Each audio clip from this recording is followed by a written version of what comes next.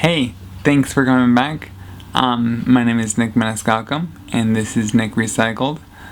10 seconds. The reason why I called it Nick Recycled is because I went from extremely athletic to pretty much dead, a lump on a log, and now I'm working on getting back up there. So I'm recycled, and cycled also because I'm going to be riding my bicycle across the United States next summer. This summer, 2020, I'm going to be riding it from Anacortes, Washington to Coeur d'Alene, Idaho, North Idaho. So there's that. As far as today, I told you that I'm going over comments. Like, people have written me comments, which I'm so thankful for. I love answering questions. Makes things so much more easy. Mr. Gimbal says, I'm glad that you're still planning on your trip. Yes, the coronavirus has put a damper on it, but as far as we know, we still can ride. We still need to check with the state of Washington to see if that's possible. I don't know for sure. But we're planning on leaving late June to go to ride. Hopefully, we're hoping to get it done within 2 to 3 weeks. It's 450 miles. So, I have lots of I have videos of every time I ride. I have video. I have one GoPro, and then I bought another one just for riding. So there's that. Thank you for commenting on my progress there, Mr. Gimbal. Another one is Chatting Lifestyle. Says, tell them with the grant how you will. Tell them with the grant how you got well and the importance of hydrotherapy. Tell them with the grant. I'm not 100% sure what you're talking about. I have grants. I've graduated college. I already graduated high school before the wreck. I have not graduated college yet, but I've attended for years on grants. I have a traumatic brain injury, and God really played it off well. I have gone for free, thank goodness, because I don't have the money. So there's that. When I ride across America, my goal, this is a dream goal of mine. When a friend of mine, 2018, we decided, we're like, hey, let's ride across America on a bicycle. There's more to that story, but oh well. And so I was like, okay. Right after that, I was like, alright, I want to earn $1 million. And I don't want the $1 million for myself personally, but I want to make a grant for other TBI people to go back to college, so that way they can improve the human lifestyle or whatever. So that's my I'm trying to benefit society from that, because I have been so great. Like, I've had so many gifts given to me. I've gone to school for free for years, so I want to give back.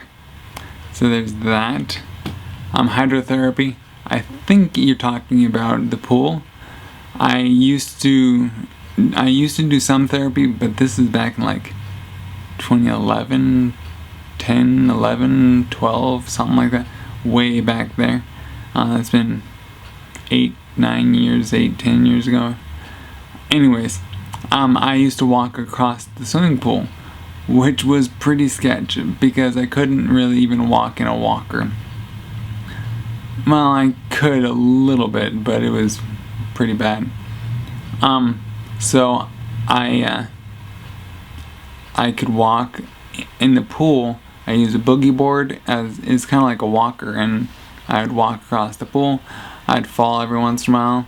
I used to have a therapist behind me holding me up.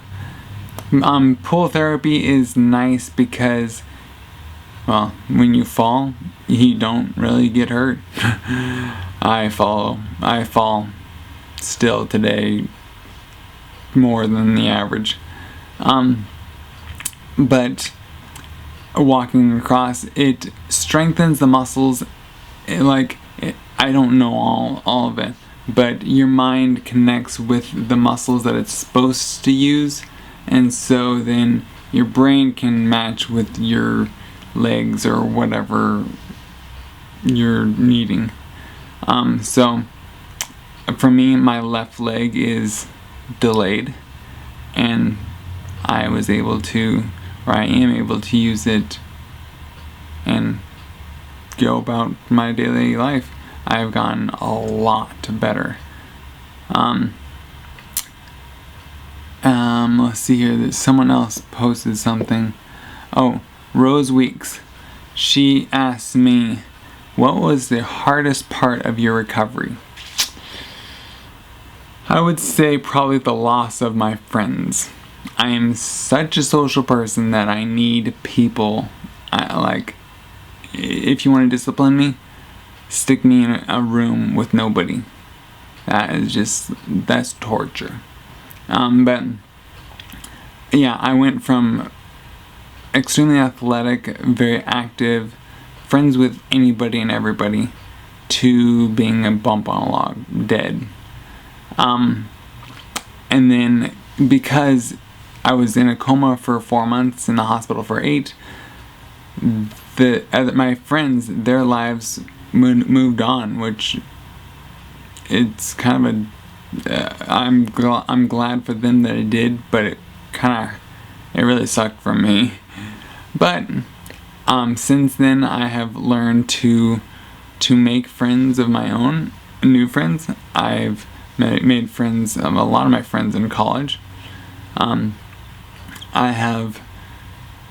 not able to be athletic as I used to be, so that's why I'm actually riding my bicycle. That's not the reason, but I have set challenges. Setting goals, and long-term and short-term goals for me is extremely important. Like a long-term goal, my long-term goal is to walk without any assisted device. So walk without a walker, without a cane, without any assistive device. I'm still using a cane, but I use the cane everywhere. I used to be stuck in my walker. Well, I used to be in the wheelchair, then I moved into the walker. Yeah, anyways. So, setting long-term goals is important, and then you set short-term goals to accomplish those long-term goals. So, for instance, I was challenged to walk 365 miles in 365 days. I was challenged that in 2011. September 5th of 2011 to September 4th of 2012, I walked 365 miles within 365 days. I did not do a mile every day. The last 3 days I walked 5 miles a day. Kinda got a little behind on my stuff, but I was able to accomplish all of that within the year. So, that, my goal was just that's a pretty large short-term goal, but I wanted to do that. So other short-term goals, I want to, like today I want to go out riding my bicycle. I want to ride 15 miles today, something like that. And so that's just a short-term goal. Whereas my long-term goal, my mid-term goal is, I want to ride from Anacortes, Washington to Coeur d'Alene, Idaho, 450 miles.